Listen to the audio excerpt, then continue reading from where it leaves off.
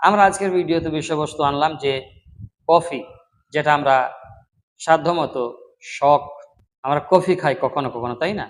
Coffee কিসের থেকে তৈরি হয়?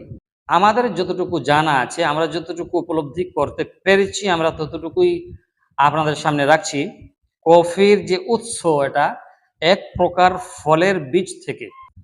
এটি পানে ঝিমুনি ভাব কেটে গিয়ে শক্তির মাত্রা বৃদ্ধি পায়।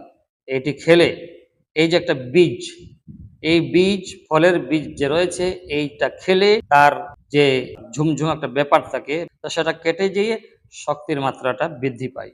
এতে মাদকতা আসে না এবং মানব দেহের কোনো ক্ষতিও করে না। অতএব এটি হারাম নয়। ওসাইমিন ফাতাওয়া নুরুল আলা দারব এটাতে আসছে